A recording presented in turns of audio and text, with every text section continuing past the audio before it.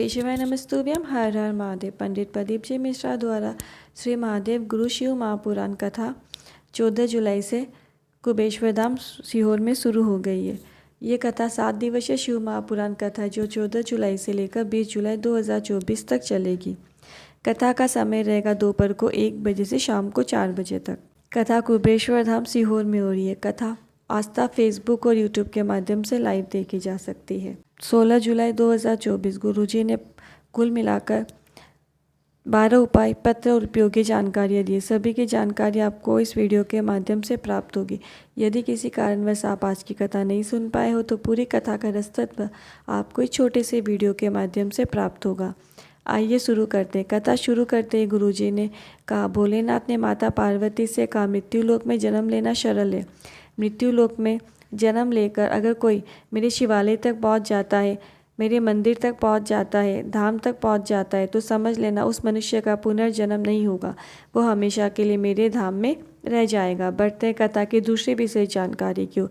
रीमा जी पत्र लेकर आई। 15 साल का मेरा बच्चा था। 20 जुलाई 2021 को उसका जन्मदिन था। 27 जुलाई को वो अपने दोस्तों के साथ, मेरे बेटे उसे खाना भी नहीं खाया था और दोस्तों के साथ चला गया और तालाब के पास खेलते खेलते उसका पाँव फिसल गया और वो पानी में गिर गया। 3 घंटे तक ढूंढने पर भी वो नहीं मिला। उसके बाद घर आ गए। फिर फ़ोन आया कि आपका बेटा मिल गया है पर वो जीवित नहीं है। पाँव से तले जमीन खिसक गई थी और कुबेश्वर धाम से निवेदन किया, कुबेर भंडारी से निवेदन किया कि मुझे मेरा बेटा वापस चाहिए और टीवी के सामने बैठकर कथा सुनते हुए कामना की। शिव मंदिर जाना शुरू किया। शिव पर चढ़ी हुई बेलपत्र को नंदी के पास बैठकर आचमन करना शुरू किया और बाबा की कृपा से मुझे मेरे पुत्र की प्राप्ति हुई है जिसका नाम मैंने शिवांश रखा है। बढ़ते हैं कथा की तीसरी विशेष जानकारी की ओर। सीमा ठाकुर जी पत्र लेकर आई।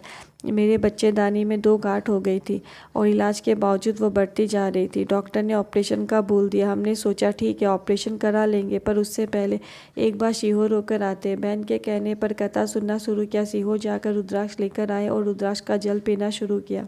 थोड़ा सा आचमन कर लेती, शिवलिंग पर चढ़ाती जल को। के बाद 1 महीने के बाद ऑपरेशन के लिए गए तो डॉक्टर ने जांच करके बताया कि अब आपको ऑपरेशन की ज़रूरत नहीं है, गांठ गल चुकी है। इसी का आभार व्यक्त करने के लिए कथा पंडाल में आए हैं। बढ़ते हैं कथा की चौथी विशेष जानकारी की ओर। गुरुजी ने कहा, आपको कंकर में संकट दिखाई दे रहा है और कोई दूसरा बोले कि शंकर मुझे नहीं दिखाई दे रहा है तो ऐसे में आपको उसे कंकर में संकट दिखाने का प्रयास नहीं करना चाहिए, क्योंकि कंकर में संकट आपको दिख रहा है, सबको नहीं दिख सकता। और एक बात याद रखें, तिजोरी में रखा धन और दिल में रखा महादेव हर किसी को दिखाने के लिए नहीं होता है। बढ़ते कथा की 5वीं विशेष जानकारी की ओर।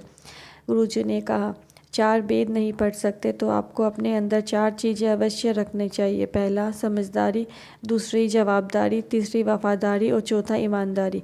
अगर ये चारों आपके पास है तो आपको चारों वेदों का सार तत्व आपको प्राप्त हो जाता है। बढ़ते कथा की 6ठी विशेष जानकारी की ओर। आशा जी पत्र लेकर आई। बड़े बेटे को कैंसर हो गया था, इसमें इलाज चल रहा था पर आराम नहीं मिल रहा था। डॉक्टर ने कहा इसकी कोई जिम्मेदारी नहीं है। हमने इंदौर में ही मकान किराए में ले लिया और इलाज कराते रहे पर वो ठीक नहीं हुआ। तभी एक मेहमान मिलने आए और उन्होंने एक बार परिवार में किसी सदस्य को कुबेश्वर धाम भेजकर रुद्राक्ष बुलाकर शिवलिंग पर चढ़ाकर देना शुरू किया।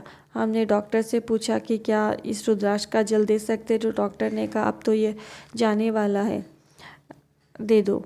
बाद में शिवलिंग पर रुद्राक्ष का जल चढ़ाकर उसका आचमन हम उसे करा देते समय निकला और मेरा बेटा पूरी तरह ठीक हो गया। इसी का आभार व्यक्त करने कथा पंडाल में आए हैं। बढ़ते कथा की 7वीं विशेष जानकारी की ओर। रेखा देवी जी शर्मा अजमेर से पत्र लेकर आई। मेरा बेटा सरकारी नौकरी के लिए अप्लाई करता था पर कहीं पर भी उसकी जॉब नहीं लग रही थी। कहा मेहनत करता पर फिर भी जॉब नहीं लग रही थी। फिर मैंने कहा उसे मेहनत करो और बाबा पर विश्वास रखो, सफलता ज़रूर मिलेगी। मेरे बेटे ने खूब मेहनत की, मंदिर जाना शुरू किया, पशुपतिनाथ का व्रत धारण किया और उसने 3 बार पशुपतिनाथ का व्रत किया और आज मेरा बेटा आर्मी में चयन हो गया है। उसी का आभार व्यक्त करने कथा पंडाल में आए हैं। बढ़ते कथा की 8वीं विशेष जानकारी की ओर। गुरुजी ने कहा, सब देवताओं की मूर्ति खंडित हो सकती है पर भगवान शंकर का शिवलिंग कभी खंडित नहीं हो सकता, वह अखंड है। अगर शिवलिंग के 2 टुकड़े हो गए तो भी दोनों पूजाते हैं, 10 हो गए तो भी पूजाते हैं, 100 हो गए तभी पूजाते हैं और ज़्यादा टुकड़े हो गए तो वो स्वस्थ स्वर महादेव हो जाते हैं, उनकी भी पूजा की जाती है। बढ़ते हैं कथा की 9वीं विशेष जानकारी की ओर। सीहोर में चल रही शिव महापुराण कथा 20 जुलाई को समाप्त हो जाएगी। इसके बाद अगली शिव महापुराण कथा 21 जुलाई से लखनऊ में शुरू होगी। गुरुजी ने इस कथा का नाम कामनेश्वर शिव महापुराण कथा है और इसके बाद शिव महापुराण कथा 2 अगस्त से लेकर 6 अगस्त तक मुंगेली छत्तीसगढ़ में रहेगी और इस कथा की जो है 12 से 16 तारीख तक रायपुर में छत्तीसगढ़ में रहेगी। बढ़ते हैं कथा की 11वीं विशेष जानकारी की ओर। एक नंबर गुरुजी ने साझा किया है, शेयर किया है 7433874338। ये नंबर 2 बार रिपीट होगा 7433874338। ये नंबर है गुरुजी ने जो पंडित प्रदीप जी मिश्रा ने बताया है कि और इस नंबर पर आप फ़ोन लगाएंगे तो फ़ोन नहीं लगेगा, बस 1 सेकेंड रिंग होगी और फ़ोन कट जाएगा। और आपको ऐसा करना है, आपका रजिस्ट्रेशन कुबेश्वर धाम में के इस नंबर पर हो जाएगा और आपको गुरुजी द्वारा और कुबेश्वर धाम द्वारा भेजी जाने वाली आगामी सूचना की जानकारी आपको मोबाइल में SMS के माध्यम से प्राप्त हो जाएगी। अगली शिव महापुराण कथा कब होगी आपको सारी सूचनाएं मिल जाएगी, SMS के द्वारा पहुंच जाएंगे।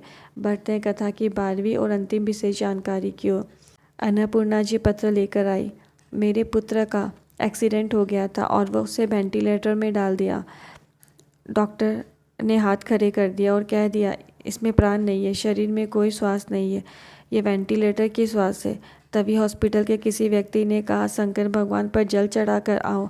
फिर मैंने कहा अभी तो रात हो गई है। उसने कहा सीहोर वाला महाराज कहता है कि जब बाबा के पास जा सकते हो हमेशा, उसका द्वार हमेशा खुला रहता है। फिर रात क्या दिन क्या, फिर रात को मैं जल लेकर चढ़ाने गई, बाबा से निवेदन करके आई, बाबा ये मेरा बेटा नहीं है, अब तुम्हारा बेटा है और तुम्हें ही संभालना है। रोज़ जल चढ़ाती हूँ और थोड़ा सा प्राप्त करके शरीर में लगा देती, बेलपत्र पास में रख देती। इसे ऐसा करते 2 दिन ही हुआ था, शरीर में हलचल होने लगी। डॉक्टर ने कहा श्वास आ गई है, वेंटिलेटर से हटाकर ICU में डाल दिया गया है। इसके बाद प्राइवेट रूम में आया। फिर आज पूरी तरह से ठीक होकर मेरा बेटा कुबेश्वर धाम आया है।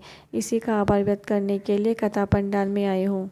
मेरे द्वारा दी गई जानकारी आपको ज़रा भी उपयोगी लगी हो तो प्लीज़ कमेंट में हर हर महादेव लिखें और चैनल को जल्दी से सब्सक्राइब कर लें। श्री शिवाय नमस्तुभ्यम। हर हर महादेव।